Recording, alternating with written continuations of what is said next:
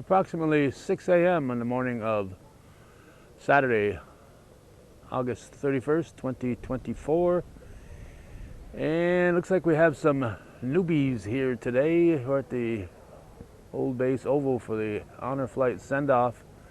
And this area here is always reserved for the entourage of motorcycles that'll be arriving, and it's got several cars in it. There are cars and trucks over this way where the police normally park. So if you've ever wanted to help out the honor flight, I would say they probably need some help now, because the parking is a problem here right now, and they probably lost somebody who would help out at the parking area, and more and more cars are just pulling in here, and this is not going to be good for the bikers. This is unfortunate, and more are arriving, and I would say they're probably people who are attending for the first time, and without somebody guiding them and telling them not to come in here, they are coming in here, which was what the average person would do. You'd looking to attend the North Country Honor Flight send-off, and you're going to look for a place to park. And if you've never been here before, you don't realize that this area is reserved for the bikes.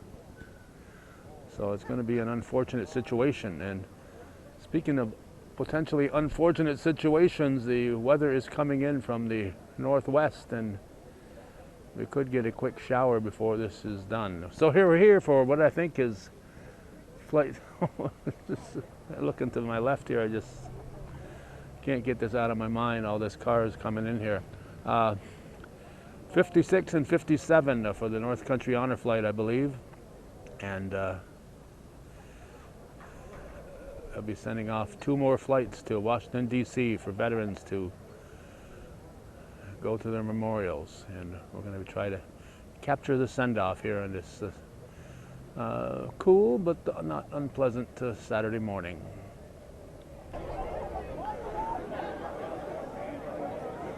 A lot of people, groups, and organizations are regular attendees at these events. We've got one more here after today in 2024, and then they'll have 8 flights gone. Today is number 5 and 6 for the year 2024. And as I said, I think it's 56 and 57. The announcement over the PA did go out to move the vehicles, so most of the vehicles have been moved, not all, but most. I'm sure a lot of people are busy chatting and didn't really pay attention to the PA announcement, but those that did hear it have moved their vehicles, and they are blocking the entrance here. So there's motorcyclists, well over 100. I always threaten to count the number of motorcycles that come through here. Never quite can count that high. So they've got to have places to park. They're giving up a big part of their early morning to escort these veterans to this oval.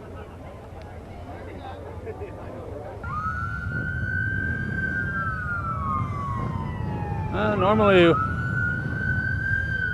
I can hear them for about 10 minutes before they get here. They're making less noise, unless it's the direction of the wind that maybe kept the sound away. But here they come.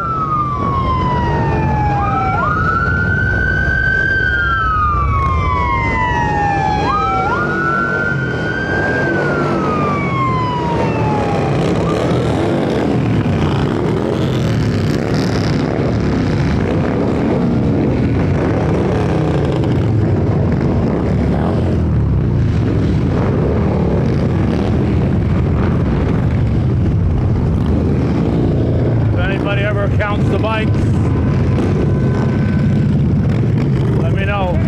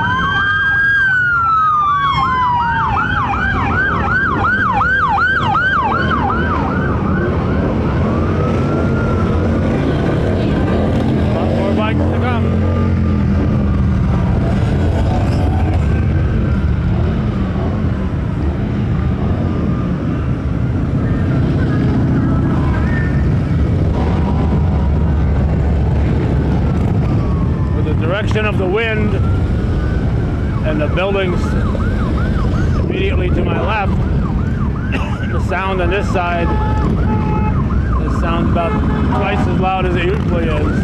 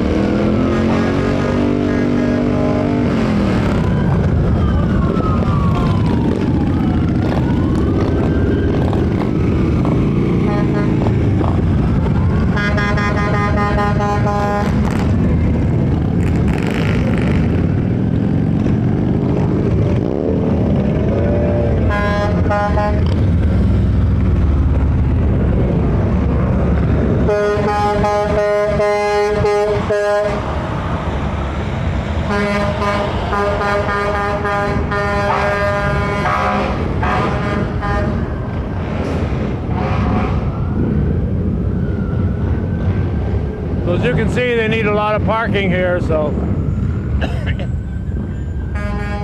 you attend one of these in the future, drive around and look for a parking attendant to tell you where to park so that you're not interrupting the parking for the police and emergency vehicles and all these bikers who are giving up their mornings to give these veterans a proper send-off.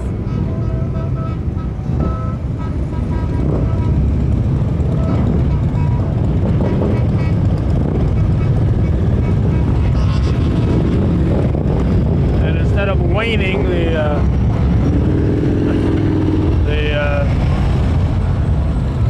enthusiasm, the numbers just seem to keep growing. Or as I said, 56 and 57, I believe, for the number of honor flights. As they started, I think, back in 2013, I think was the year they started.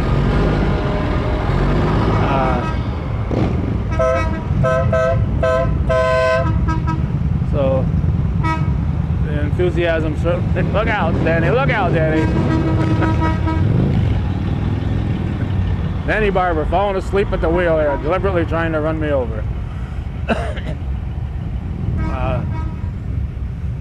Enthusiasm and support has certainly not waned.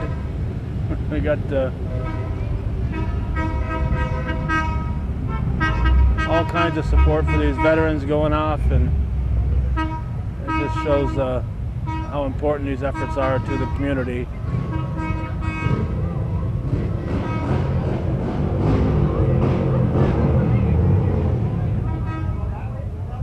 And there's an emergency vehicle parking out that way. Not quite sure if they'll put a flag out there or what they're going to be doing.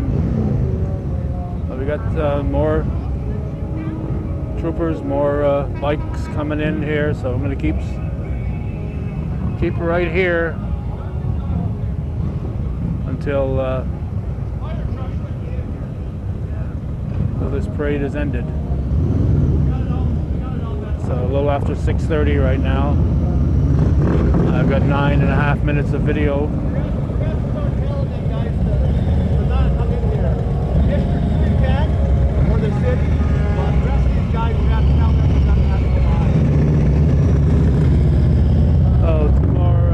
Vehicles, and we'll head inside and see what we can find somebody to talk to.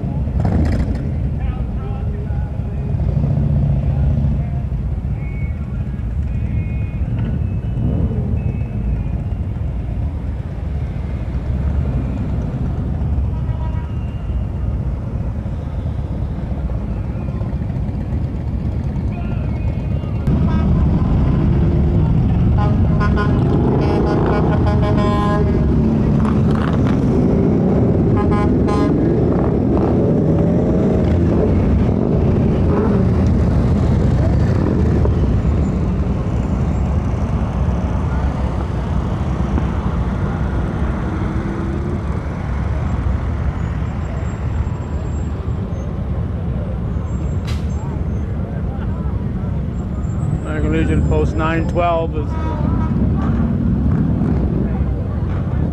been here for, if not all of them, just about all of them, and it wouldn't surprise me if it was for all the flights so far.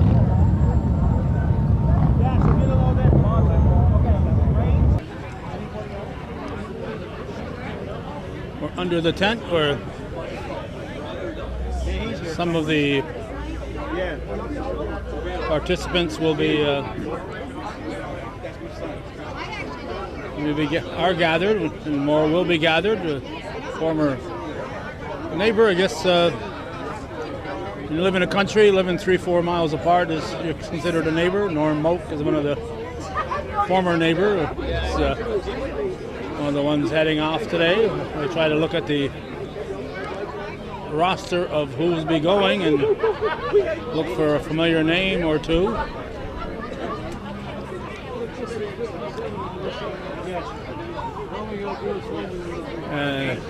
Here I see a familiar name here. Behind him. Thank you. Perfect. There you go, Tom. Right here, Tom Karkowski, just right before you sit down, sir. Calvin, I've seen you before. Now, you've never met Tom Tyler, have you? Ah, you remember, huh? I think I was named after him.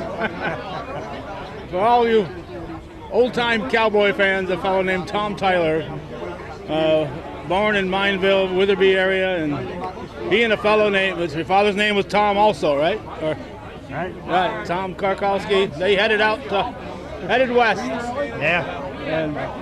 And one of them came back this way and had offspring, and the other went on to Hollywood and became a cowboy star. I remember it well. And this Tom Karkowski, you live in Fort Henry still, or Ticonderoga. Ticonderoga. Yeah. All right. Right. Do many people know that you're that closely involved with a famous cowboy star? I don't know if they do or not. Oh, they will now. yeah, no, they will. So that was what year was your father? You know, at the time Tom was born in 1903. Your father born around that time too. 1904. Yeah. Yeah. So what year would they have headed out west? I'm guessing sometime in the mid-teens. Mid-teens, yeah. Mid-teens, yeah. Be 17, 18 or whatever. Somewhere in there, yeah. But he got cold feet in Denver, I guess. Came back. Came back, yeah. Well, that's a big adventure for a youngster. Oh, yeah. Yeah. Because he's from Poland I just originally. ride motorcycle for My the father escorts was. in the morning. Oh, was he? Yeah. Been doing that I'm not last, sure about second Tyler. full year. He was in, born in the Mineville, October the Weatherby previous area. I year. believe so, yeah. So Yeah. we're gonna try to keep His going name, them Polish each year. name was Markowski. Markowski, yeah. Vincent Markowski. Vincent, right? All right, good luck today, Tom. Hope you have a good time. We wanted to say hello to Tom because a couple of years ago, a couple decades ago now, we put out a couple comic books with our friends Sid Calci and Ardo Monaco and paid tribute to cowboy star Tom Tyler, who was involved with the Three Musketeers. He did a lot of movie serials. He was the Phantom in the movie serials. He was Captain Marvel in the movie serials. So Tom Tyler had a very interesting career and died at a young age, roughly around 50 years old. So he died far too young. But Tom Karkowski's father was a good friend of Vincent Markowski, and that may be where he got the name of Tom for Tom Tyler. Hi, Calvin. How we doing, Clifton Finette? I haven't seen you since you brought me up in an airplane many years ago. That was many, many years ago. I'm very happy. It's really nice what everybody's doing for us, and I thank you, Calvin, for being here. Take care. Thank you. Yeah, I looked at the list there and I said, I'll have to say hello to Cliff if I see him. Clifton Finette. Well, I'm 78 years old right now. Never thought I'd get this far. And I remember the flight you and I had together. With Bob Ben, yeah. Yeah. There was one thing I never told you guys way back then, but I can do it now.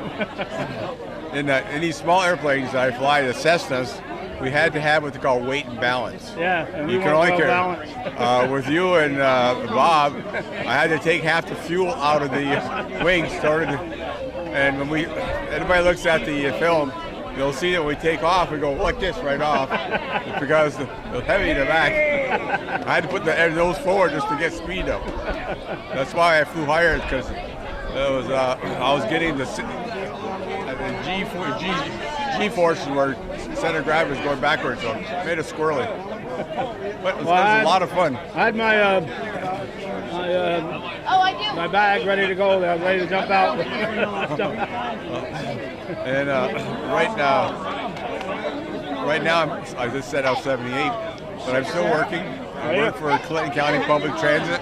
I'm one of the bus drivers. Okay. And people say, you're crazy, you're retired, why work? Boredom. So here's my day, I look at it. People sit at home, or you're driving a bus. Well, I'm in the bus. My seat is all hydraulics, just like a recliner. My room is all air conditioned in the bus. And my TV screen is actually the windshield. All the beautiful people coming at me with their cars going past. And they pay me to enjoy myself. That's right. So I work anywhere 30, 40 hours a week. Meet a lot of beautiful people, and Look out, don't wave your hands. You almost hit a pile of cupcakes. anyway, it's You're enjoying it. You're enjoying it. that's my retirement. I see a lot of nice, good people every day. So, anyway, Calvin, I'll let you move down to other people. All right. Whoever's watching this, be happy and live the life to the fullest. All right. Thank you. Say hello to Larry Fournette. Yeah, okay, Larry Fournette. I called him when he came in here a few years ago when we played music together. I called him our captain. He was our commanding officer. Hi, Larry. Hope you see it. Thank you. I'll send him the link. Okay. Clifton Fournette, former member of the Drifters, with Larry Fournette and all those guys. We've heard from a reliable source that there were 198 bikes in the parade today, a little less than the record of 212.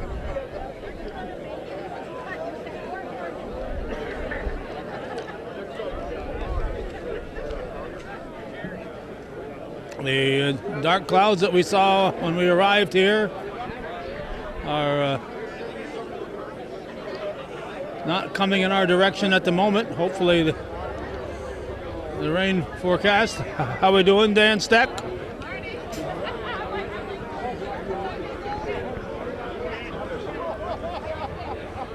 Tom Halleck and Janet Dupree.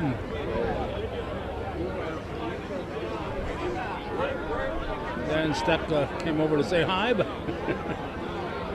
the mayor took him away here.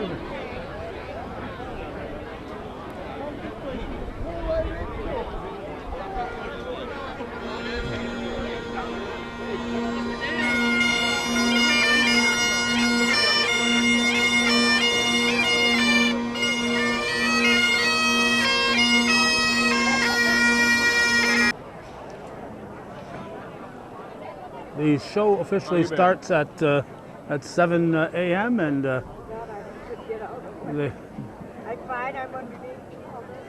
they have gently asked the huge crowd of people that were here with the veterans to make their way on the other side of the area here.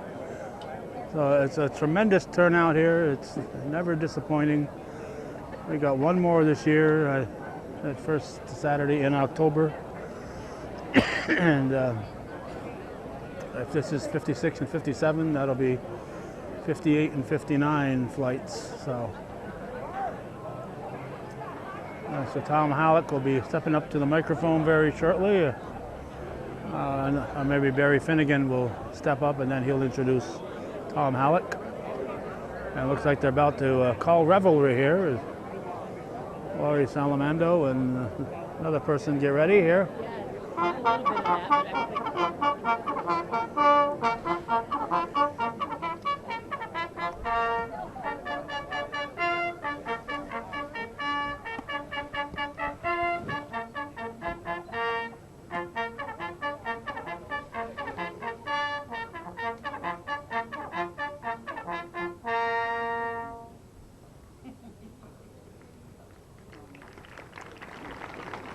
Post 912.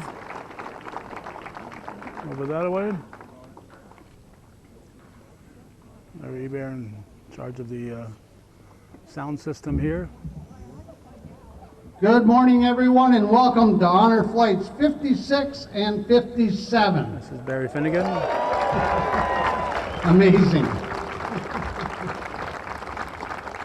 When these veterans come back home today, you guys have proudly sent 860 North Country veterans on a day of a lifetime.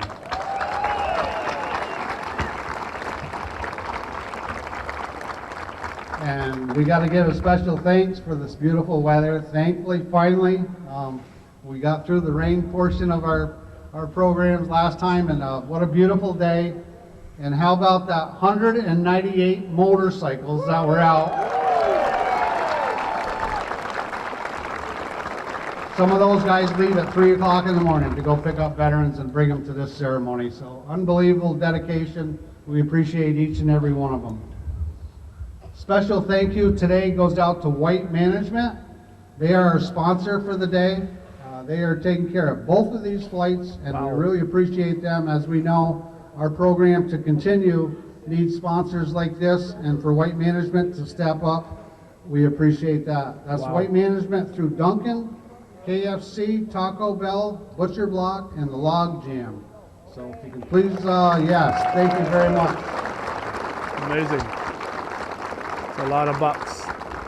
And as they have been doing, there's a booth set up back there with coffee and donuts. Please stop over and grab a donut and say hello to the girls that are sponsoring this flight. Thank you very much. I'll turn this over to Tom Halleck from Mountain Lake PBS, and we got a great program today, so thank you for coming out this morning. Thank you, Barry. Good morning, everyone. Welcome. Let's get things started. Please stand and welcome Plattsburgh Youth Hockey Junior Cardinal Liam Hernich with the singing of our national anthem. All right. You have to step to the side of the podium here. Oh, say, can you see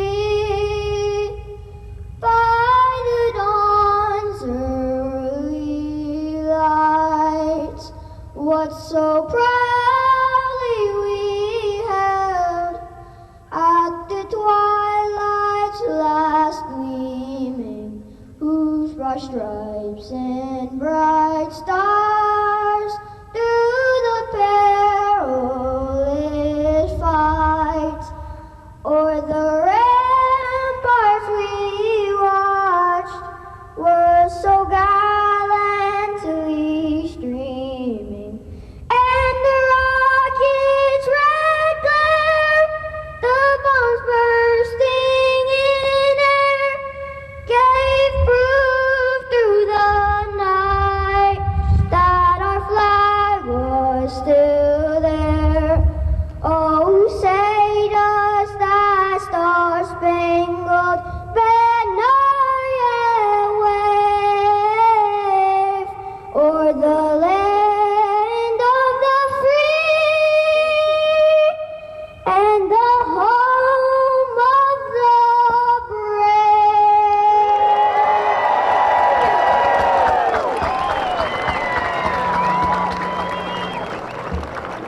Well done, young man.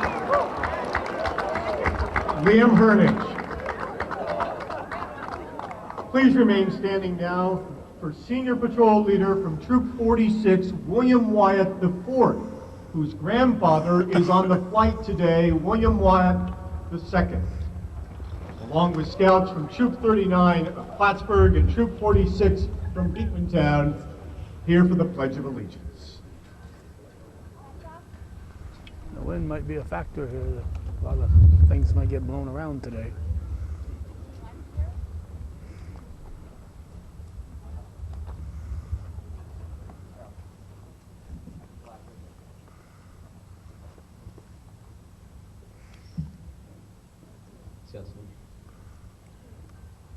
I pledge allegiance to the flag of the United States of America, to the republic for which it stands, one nation, under God, indivisible, with liberty and justice for all.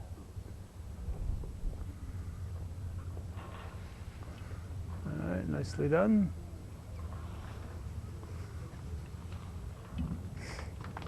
Thank you. Troop 46 and Troop 39. I would now like to introduce some of our political leaders and dignitaries here with us this morning. New York State Senator Dan Steck, representing the 45th District.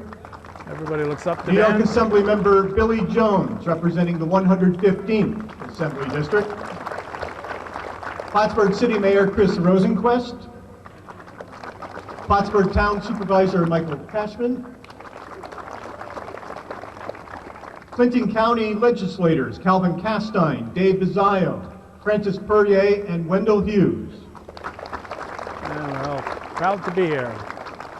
Also, Mayor of Malone, Andrea Dumas, who is also a Franklin County legislator, and also Franklin County legislator Greg Janicewski.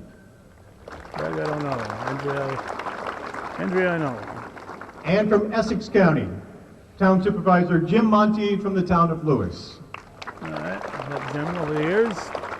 Our political leaders here with us this morning are welcome to them.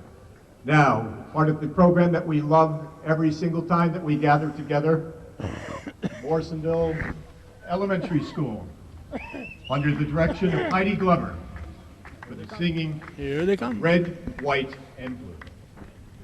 Song written probably a decade ago by the then students and Roy Hurd.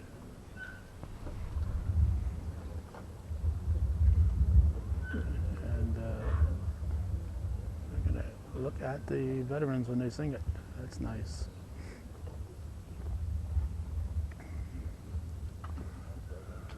school is in session. Looks like she's brought some of her former students here to do the honors.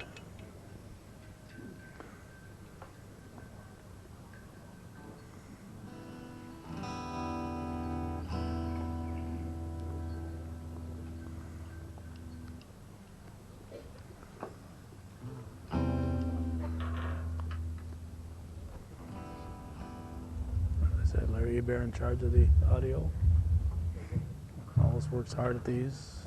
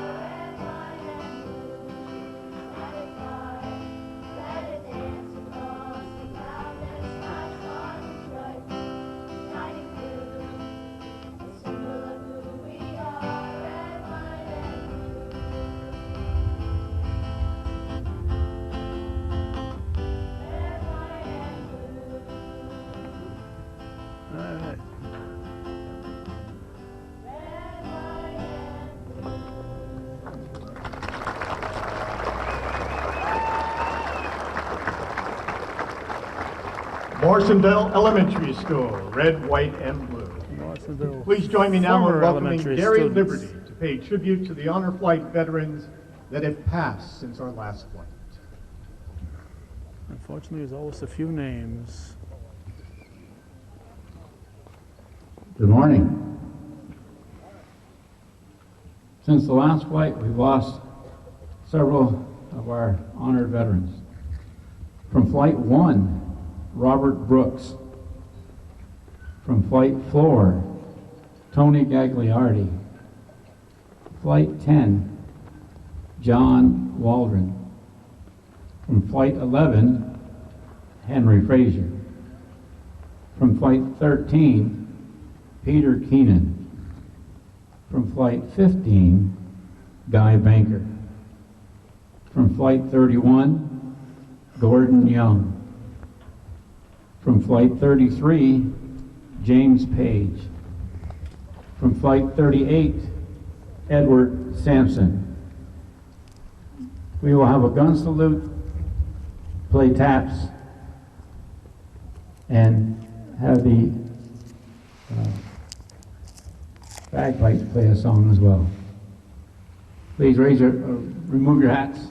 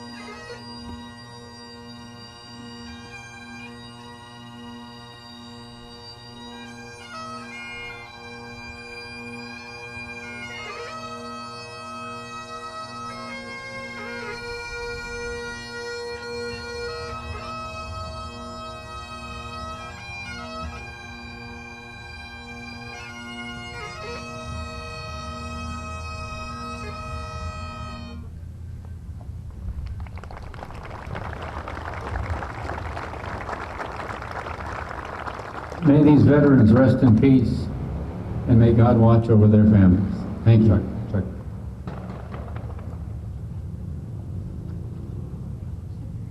Thank you, Gary.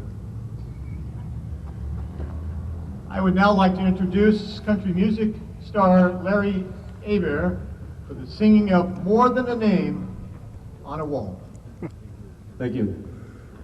Good morning, everyone. Thank you for coming out and honoring our veterans on this trip of a lifetime. Veterans, when you get to the Vietnam Wall, I want you to take your hand and reach out and touch the wall.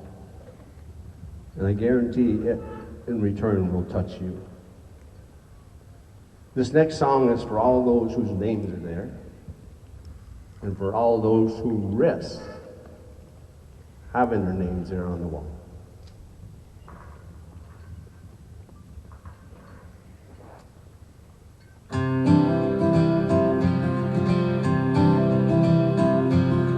Saw her from a distance as she walked up to the wall.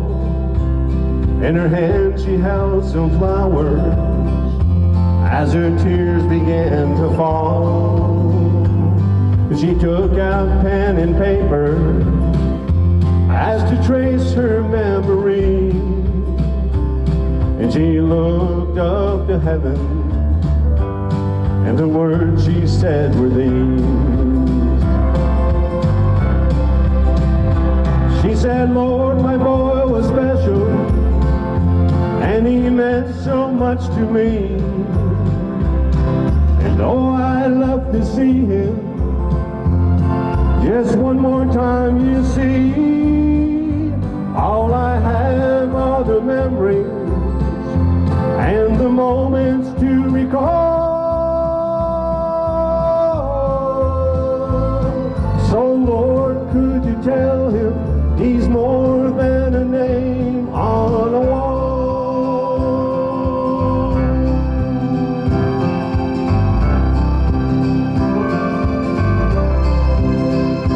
Said he really missed the family and being home on Christmas Day, and he died for God and country in a place so far away.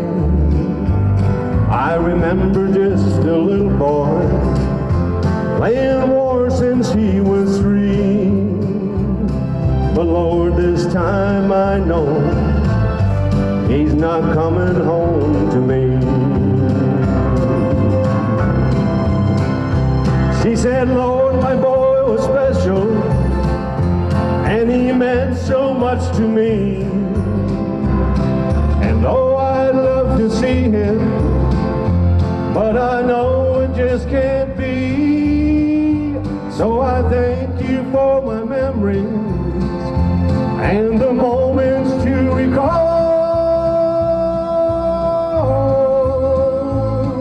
But Lord, could you tell him he's more than a name on a wall? Lord, could you tell him he's more than a name on a wall?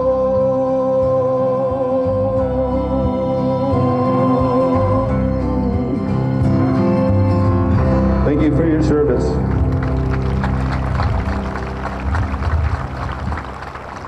Thank you, Larry. Larry Hebert. I would now like to introduce United States Marine Corps combat veteran Jamie Canales for our closing prayer. The closing prayer just means we're getting ready for the walk to the bus. Introduce each of the veterans one at a time. And Good morning, everybody. Biographies. Friends and family, distinguished guests, and good morning, warriors. Thank you for your service. Let's pray. Father, we thank you and praise you for this day. We thank you. Your word says in John 15:3, no greater love has a man to lay his life down for his brother. And Lord, as we stand here with these warriors that have given more than we could ever imagine, on behalf of a grateful country, we say thank you for them. We ask for your protection upon them as they travel down on this honor flight, Lord, and that they would have an encounter and experience with the understanding of the weight of their sacrifice and the sacrifice of those that they are going to reconnect with in the Spirit. So we just thank you once again for this day, and we honor them, and blessed is the country whose God is Lord Jesus Christ. So we thank you. In Jesus' name, amen.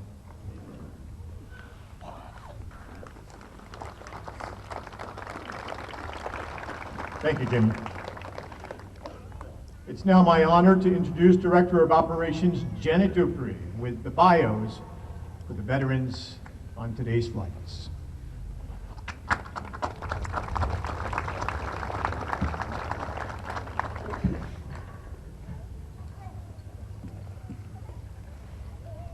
I am given the honor of introducing the veterans on Flight 56. Flight Leader Vern Bruno. I remind everyone to respect our veterans. If you want to visit, step away so the veterans can hear their stories. Thomas Allen, U.S. Navy, 1963 to 1967, Vietnam. Tom enlisted, had basic training at Great Lakes Naval Station.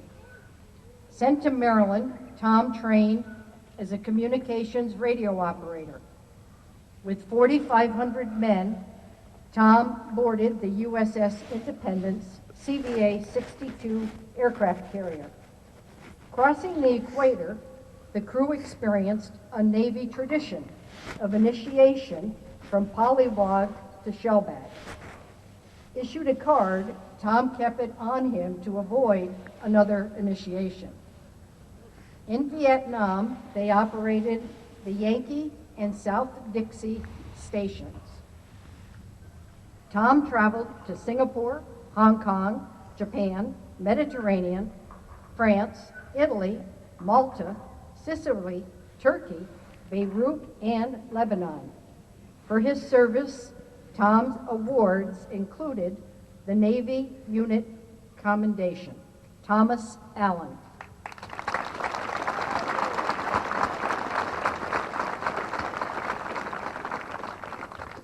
Robert Bamba, U.S. Air Force, 1961 to 1965, Vietnam. After basic training at Lackland Air Force Base, Bob went to Denver Air Force Base and trained as a bombing systems technician. Bob spent 4 years at Pease Air Force Base. Bob worked on the ground with the navigation system to help pilots get where they needed to go and to help the navigators release the weapons on target. Bob enjoyed the beaches of New England, especially when they were full of women in bikinis. On his way back from the beach, Bob learned President John F. Kennedy was assassinated. They expected to be on alert, but that didn't happen. Robert Bamba.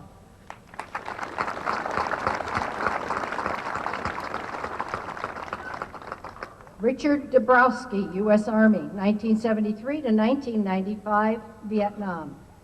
Rick enlisted and had basic training at Fort Dix.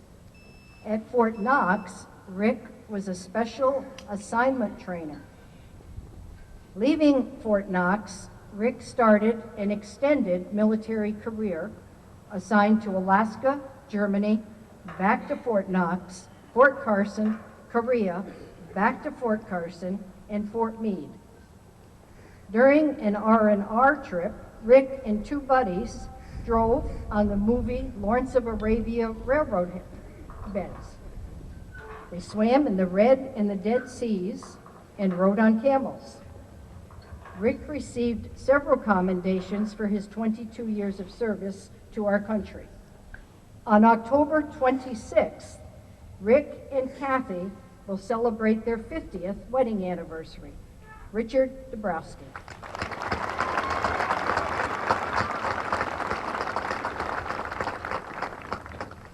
Bobby Enfinger, U.S. Air Force, 1968 to 1988, Vietnam. After basic training, Bobby was sent to Plattsburgh Air Force Base. Ordered to Vietnam, Bobby was assigned to the 12th Supply Squadron as a truck driver carrying aircraft parts and many essential supplies.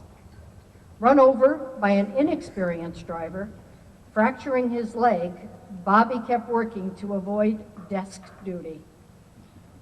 Trading a pallet of plywood for a case of steaks, the platoons enjoyed those steaks.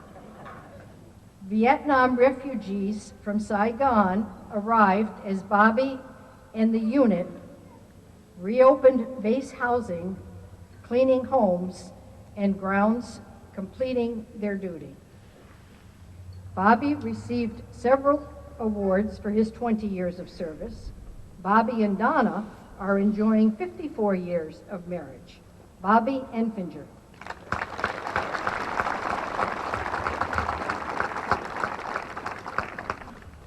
Jack Harsh, U.S. Army, 1965 to 1986, Vietnam.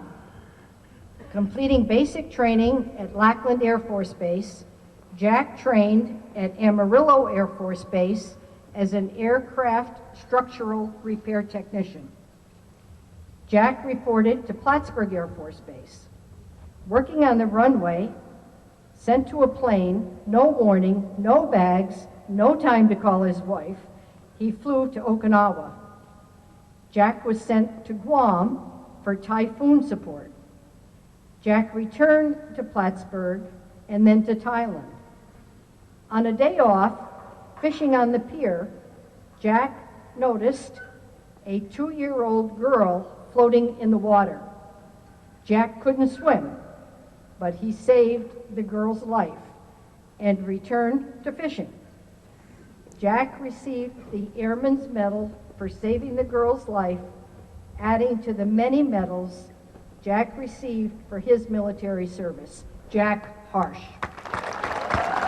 And he was a pretty good basketball player in his days, too. Ricky Licue, U.S. Navy, 1974 to 1977, Vietnam.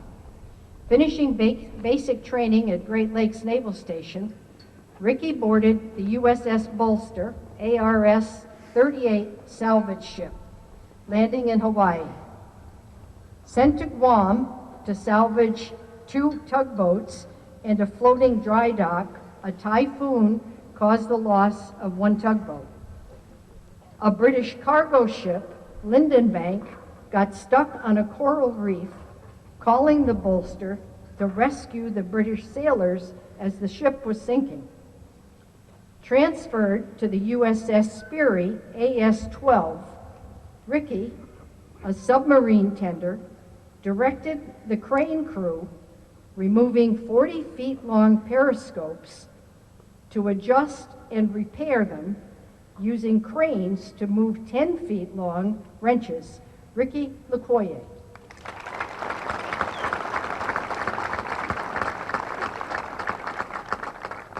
Louis Pete Lafort, U.S. Air Force, 1959 to 1979, Vietnam. At Steed Air Force Base, Pete trained as a fighter pilot. Sent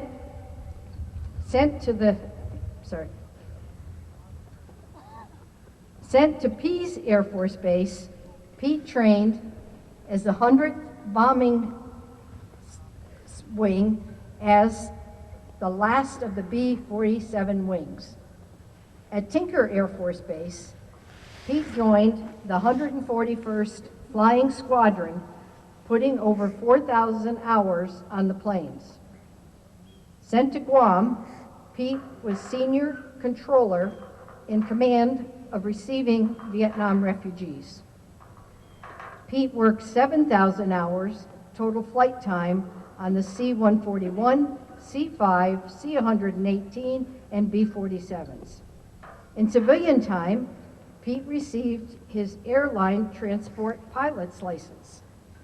Louis received many commendations for his 20 years of service. Louis Lafort.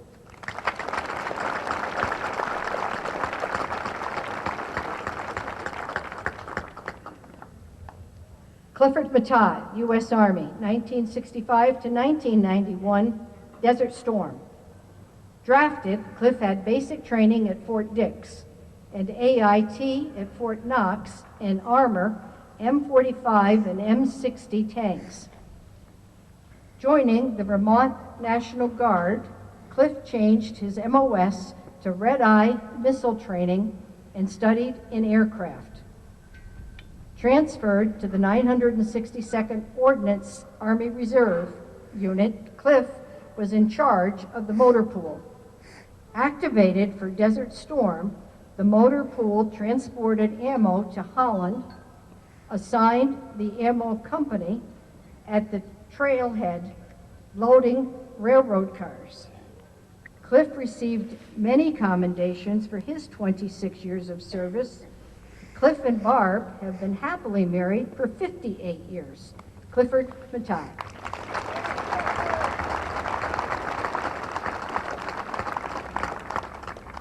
Roger Miner, U.S. Marine Corps, 1956 to 1980, Vietnam. At Quantico, Roger, a communications officer, requested duty in Japan with the Naval Security Group's top secret coding. Roger's work used only code words, and only commanding and executive officers knew the codes. Roger's electronic and radio communications listened for Soviet communications. Top secret documents kept in the Officers Club were incinerated daily. Roger was alerted to a glow in the wall and used a fire extinguisher. The Japanese nationals and the commanding officer arrived, but it was too late. 12 men lost their lives. Roger received several commendations for his 24 years of military service. Roger Miner.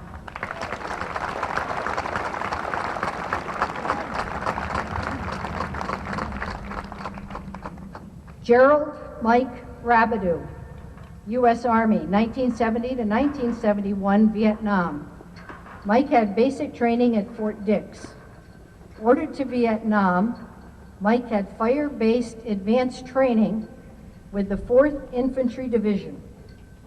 Mike was injured by a B-40 rocket as troops were clearing land for a compound.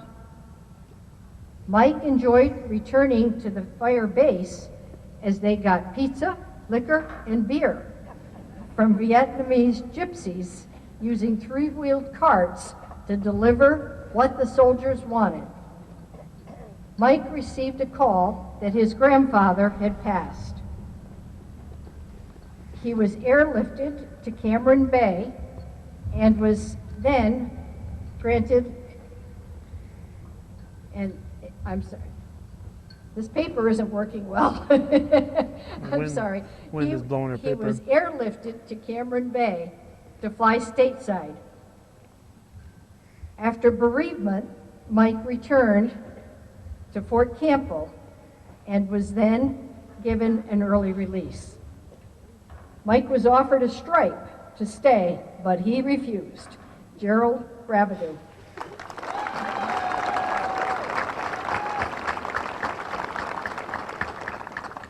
Donald Richard, U.S. Navy, 1958 to 1968, Cold War. Don enlisted, boarded the USS Henley Destroyer 762. Colorblind, Don couldn't work on the bridge. A boiler tender in the fire room, Don generated steam to run the ship. The Henley was part of the Bay of Pigs and Cuban Missile Crisis.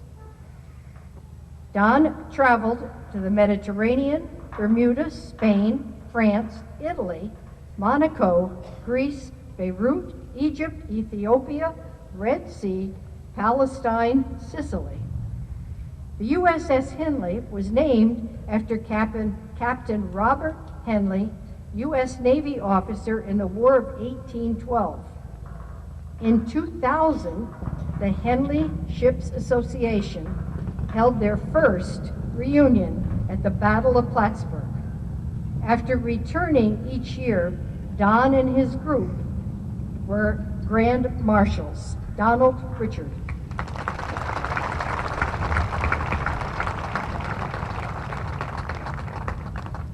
Harold Ring, U.S. Army, 1963 to 1965, Vietnam.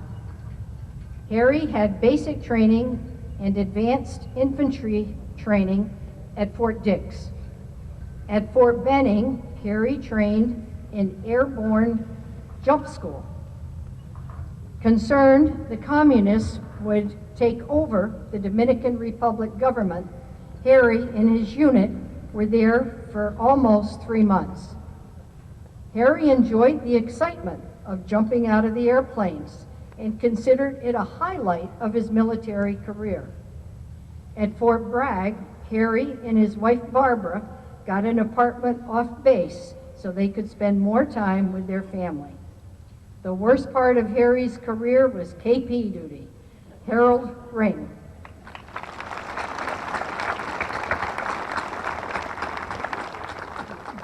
Michael Booton, veteran guardian for Harry Ring. U.S. Air Force, 1975 to 1979, Vietnam. At Lackland Air Force Base, Mike had basic training and then completed security police training. Leaving Barksdale Air Force Base, Mike was stationed in Alaska until he completed his service. Mike had served as a color guard, the toughest thing he ever did. A recruiter asked Mike to go to Arlington. He refused and said it's the biggest mistake of his career. Mike served 27 years with the federal prison system. Michael Booton.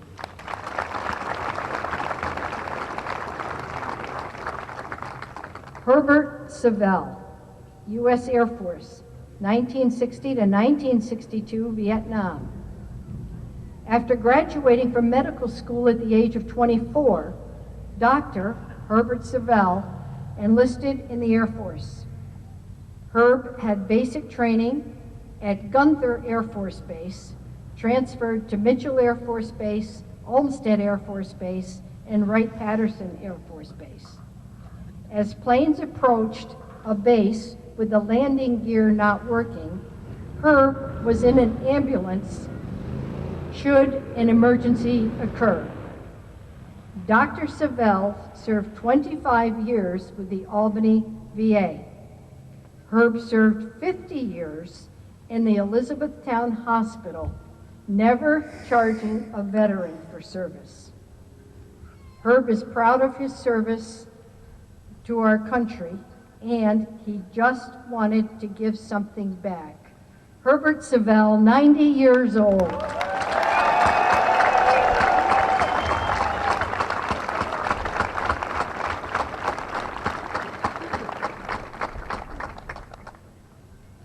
Moving on to Flight 57, Flight Leader Pam Brown. Again, if you want to visit, step away as you're being great so these veterans can hear their stories. Oral Bashaw, U.S. Army, 1967 to 1997, Vietnam. Oral had recruiter training at Fort Benjamin Harris. Oral was one of the first Army Reserve recruiters assigned to the Albany Recruiting District, serving Plattsburgh 962nd Ordnance Company and the 309th Reserve Unit in Elizabethtown. Oral was reassigned to Army Reserve Division and Administrative Personnel. Assigned to Fort McCoy, Wisconsin, Oral was Army Reserve Readiness and Training Center instructor and supervisor of the Education and Library Learning Center. Oral served our country for 30 years. Oral and Sharon will soon celebrate 56 years of marriage. Oral Bashaw.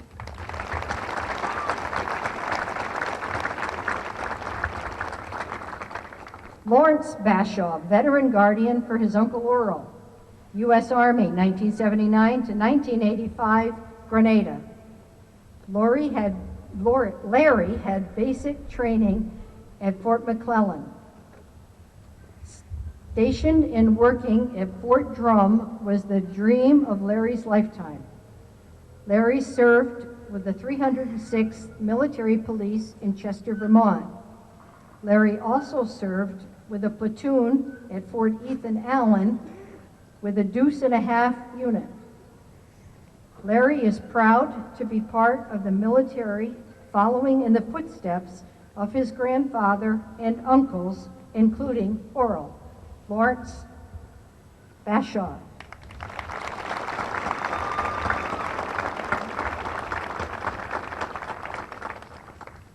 Robert Corbett, U.S. Air Force, 1955 to 1977, Vietnam. In high school, Bob served with the Massachusetts National Guard and earned a ham radio license. Arriving at Sampson Air Force Base, Bob became an airport radio operator. Bob was sent to Deuce Air Force Base, France. Stateside at Lincoln Air Force Base, Bob trained as a boom operator, refueling in-flight KC-97 and KC-135 planes. Assigned to Plattsburgh Air Force Base, Bob was the go-between guy between enlisted personnel and the squadron commander, a job he enjoyed tremendously. Bob received many commendations for his 22 years of service. Bob and his wife, Pauline, have been married 66 years. Robert Corbett.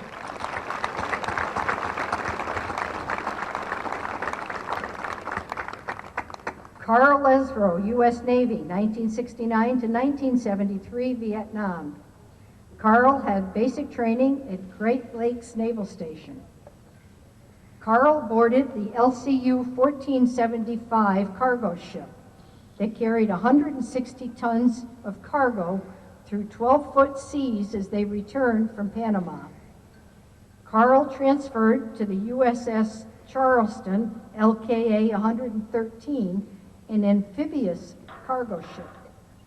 Carl was in charge of the helicopter pad as 2 choppers a day delivered supplies. Carl wore his Mickey Mouse ears to bring the helicopters in. One night, a car pulled in front of Carl as he rode his motorcycle.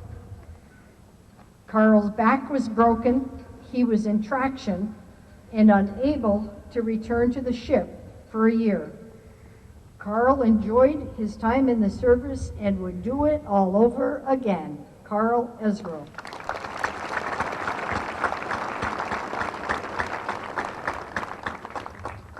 Keith Hazen, U.S. Army, 1968 to 1981, Vietnam. Drafted, Keith had basic and advanced training in Airborne and Green Beret School. In Thailand, with the 46th Special Forces Company, Keith was an advisor to the provisional governor who oversaw the military actions along the Laos and Cambodian borders. Training indigenous soldiers, the mission was to support the air bases with operations to rescue downed pilots in Laos and Cambodia. During snake handling training, Keith was spat in the eye by an Asian cobra. Keith was medevaced to recover at a base hospital. Keith completed 106 jumps for his military career. Keith Hazen.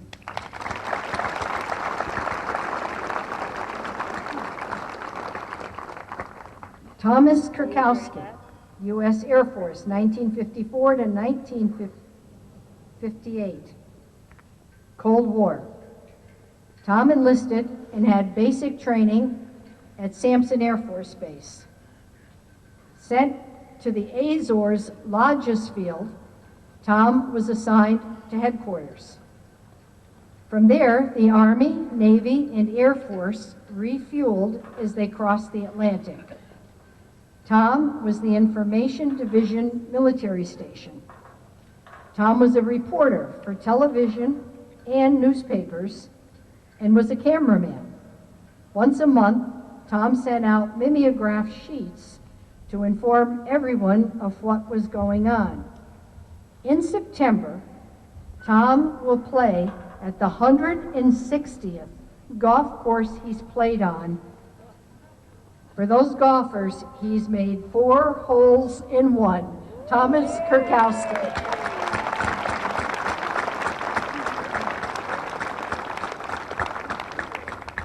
Mark Kurkowski, veteran guardian for his dad, Tom.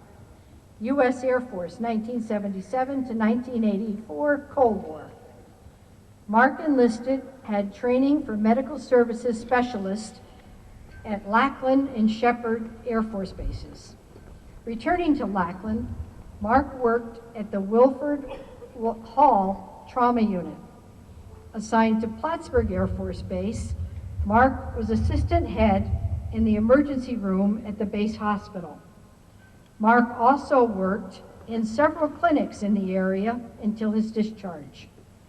At a benefit at Wilford Hall, a Dallas Cowboy cheerleader was injured.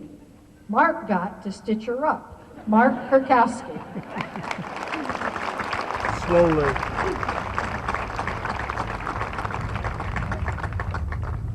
Gary Lieback, U.S. Air Force, 1972 to 1992 Cold War.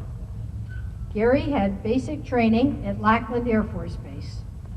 Gary traveled to Air Force Bases Holloman, Korea, Seymour Johnson, Turkey, Plattsburgh, Altus, back to Turkey, and Gary retired from Plattsburgh Air Force Base.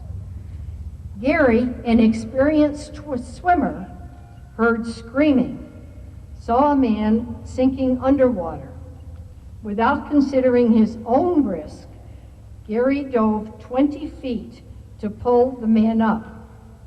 He was fighting, so Gary knocked him out and performed CPR on shore. Gary received the Airman's Medal for his valor, saving the man's life. Gary was awarded many commendations for his 20 years of service. Gary Lieback.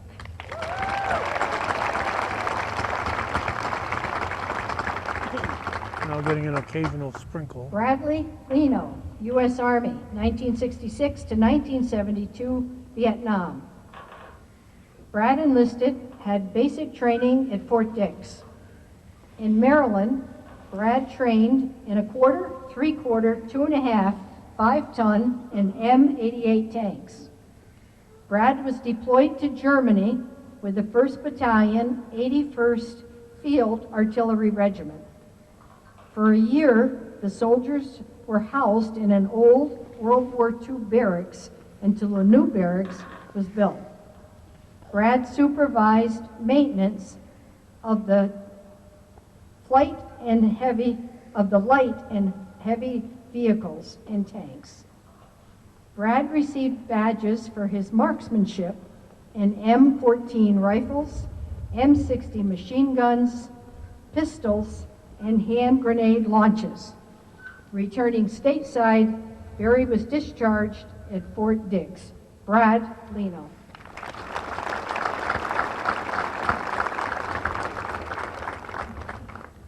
Billy Joe Leopard, U.S. Air Force, 1982 to 1987, Vietnam. Billy Joe enlisted, had basic training at Lackland Air Force Base, and transferred to Plattsburgh Air Force Base. Billy Joe served with the civil engineers, driving heavy equipment and plowing lots of snow. After 4 years, Billy was assigned to Thailand, joined the Red Horse Squadron, driving dump trucks. A British soldier was slapped by a panda bear, was bleeding, so Billy Joe rescued and cleaned him up. Billy Joe said he'd do it again as it was a good education and he made many friends. Asked if he'd re-enlist, He said, "No way." Billy Joe also served 32 years with the City of Plattsburgh Fire Department. Billy Joe Ledward.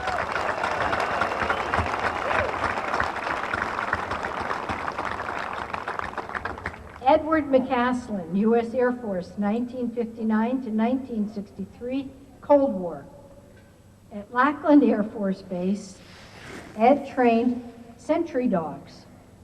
Sent to Turner Air Force Base, Ed and his dog Rocky, a German Shepherd, became partners. Ed and Rocky worked 3-day shifts, 3 evening shifts, and 3 days off. They worked a late alert pad and flight line posts. Ed and Rocky were alert should anyone try to penetrate the base. During the Cuban crisis, they moved the KC-135 and B-52 planes inland, guarded by 6 men and 6 dogs. Troops carried 45-millimeter pistols during their watch. Ed and his wife Kay have been happily married for 66 years. Edward McCaslin.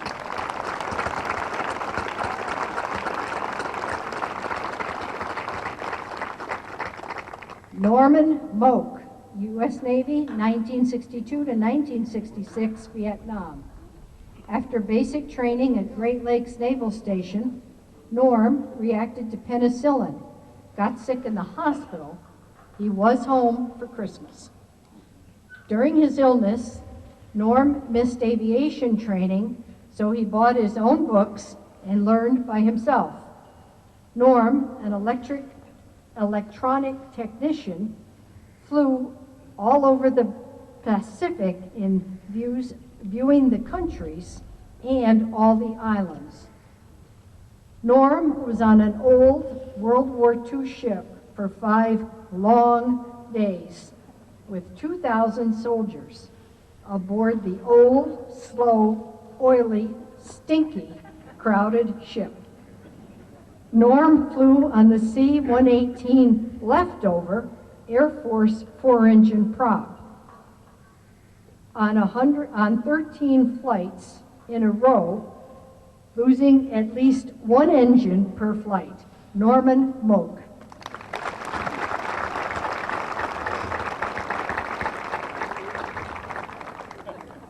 Clifford Phaneuf, U.S. Air Force, 1968 to 1971, Vietnam. Receiving his bachelor's degree, Cliff was sent to Tan Son Nhut Air Force Base.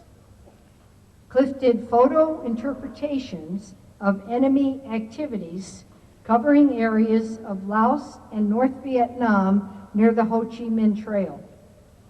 Cliff found first anti-aircraft 100-millimeter guns in Laos with weapons targeting our B-52 planes.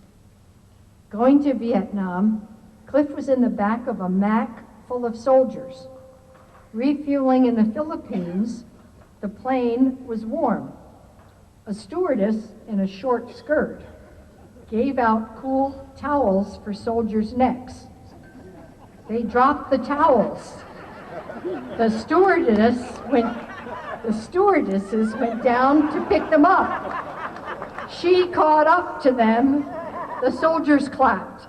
Clifford Phaneuf.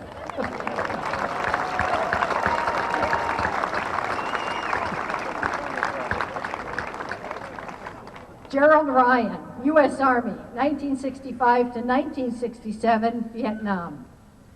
Jerry completed transportation supply training. Sent to Vietnam, Jerry was among the men who had to go on a flight after the helicopters were repaired. In Saigon, Jerry waited for a duty assignment to Da Nang.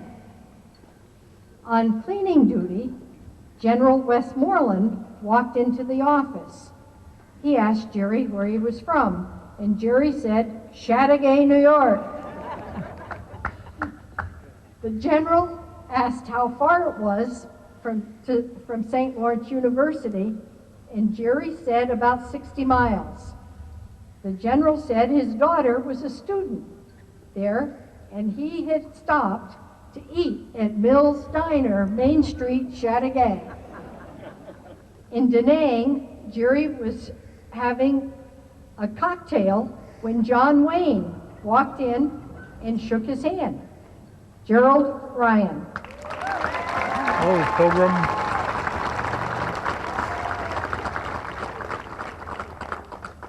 Dennis Scott, U.S. Air Force, 1963 to 1983, Vietnam.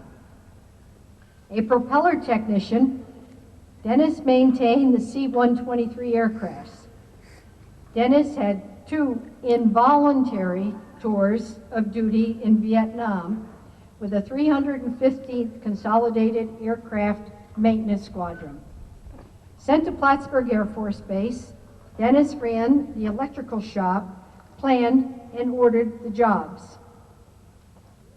Going to the shower, a towel wrapped around him as North Vietnam mortar fire began. Dennis ran for a bunker, no room for him. In the dark, Dennis ran into a clothesline, fell to the ground, lost his towel. Running from mortar fire, no towel, Dennis ran down a busy road and found a bunker. No, it's hard to beat this story. Dennis received many years of commendations for his 20th year of service, and we got to thank him for being a really well-considered guy. Dennis Scott.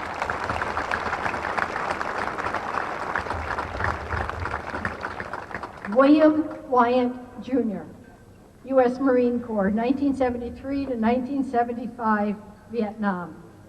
Bill had basic training at Parris Island, trained at Camp Pendleton as a machine gunner.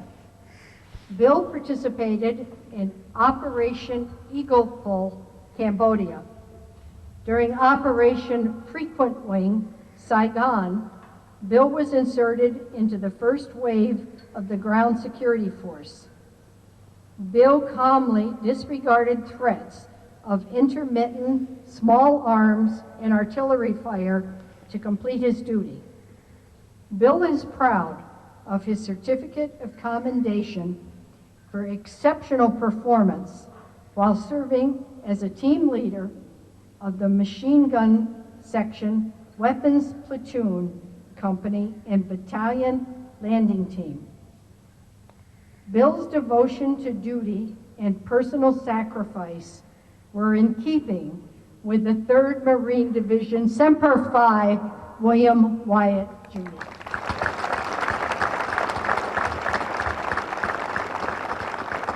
It's all yours. Thank you, Janet. We want to thank everyone for attending this morning. You are, of course, welcome to join the parade over to the airport, to the FBO, which is located at 1 Alabama Avenue. We won't be going to the airport terminal this trip. The procession will circle in the parking lot, and the buses will peel off to enter the FBO hangar, but you're certainly welcome to go along and to send them off. Remember tonight, please, at about 8:15, our veterans will be returning back home right here to the Oval. The reception is planned. We hope you can make it back to provide them with a warm welcome home tonight after their memorable day to Washington. And please join us for our last honor flight of the year coming up in October. Thank you very much for being here. Have a good day. First Saturday in October, I think that's October 2nd, but whatever that first Saturday is.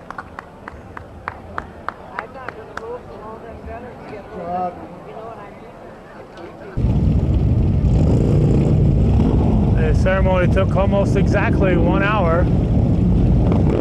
as the first of the emergency vehicles get set to drive out. They're loading the veterans into the bus, and as was the case last time, my wife Judy is going to be up at that corner with a camera and get the parade as it goes around the oval, and then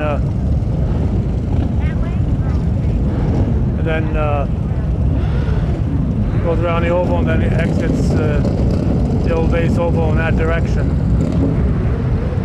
Slow down. And for those of you who are not familiar with the Plattsburgh Air Force Base, this was an area once known as the old base. And the oval was here. A lot of officers' quarters are around here. A lot of important buildings are around this oval. And the new base, when the airport came in, the runway and such is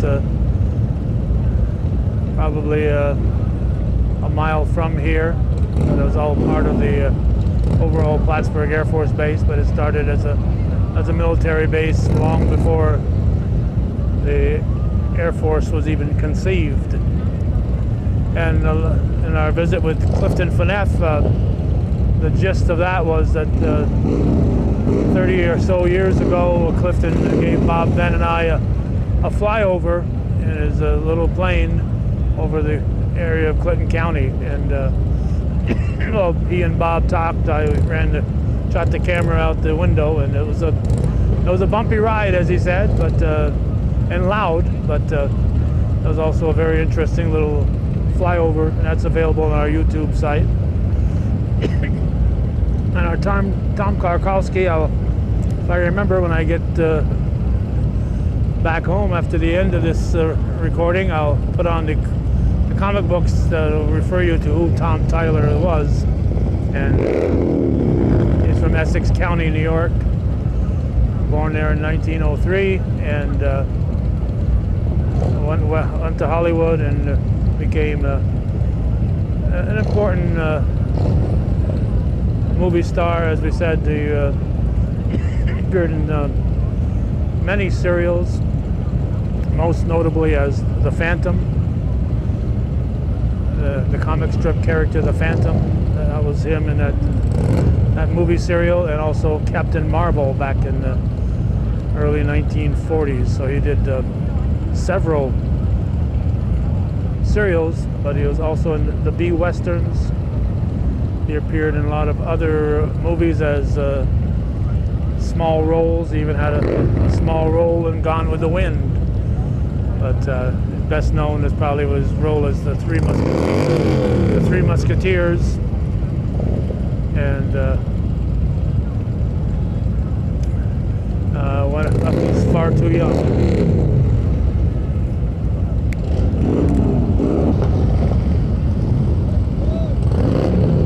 Looks like the veterans have been loaded into 2 buses.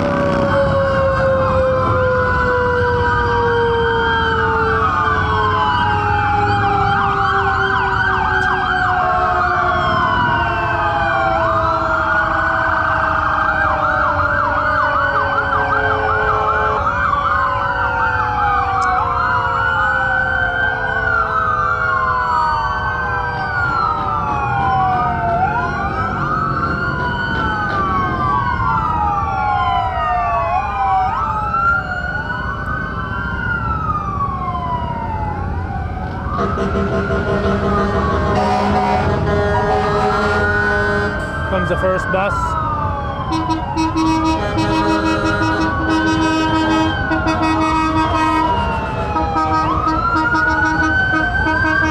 And the second bus.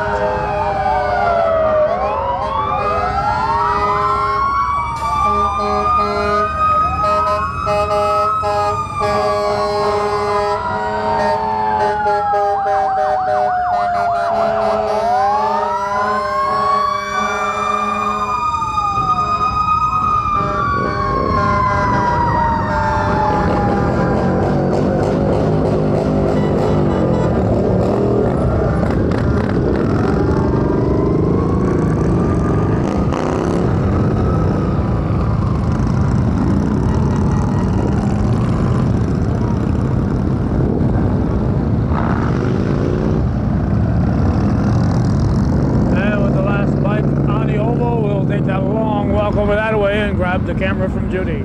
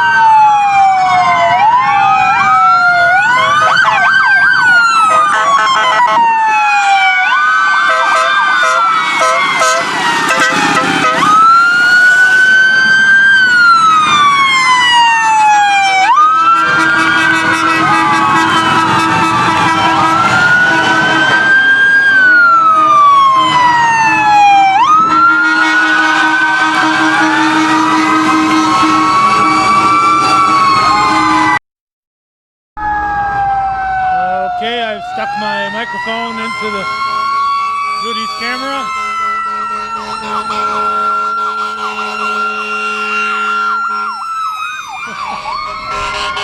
The sirens seem a little extra loud today.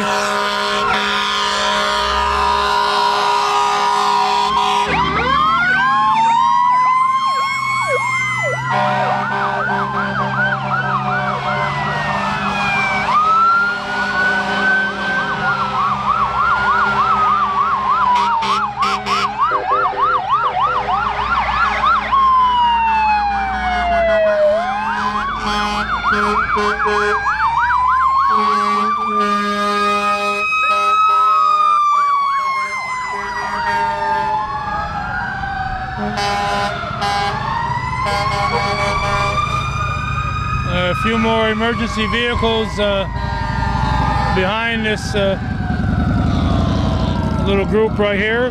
So we'll keep the camera rolling. Not sure if that last emergency vehicle is moving or just there for traffic control. Looks like it's probably not moving, so as Judy turns and towards the exit, we'll wrap it up here from the Old Base Oval, the send-off for the 56 and 57 honor flights, North Country honor flights. An amazing job that they do, and to be able to keep this going and to send so many veterans over the years, and with more to come. So there's a couple vehicles that are coming by, and we'll close after they go by.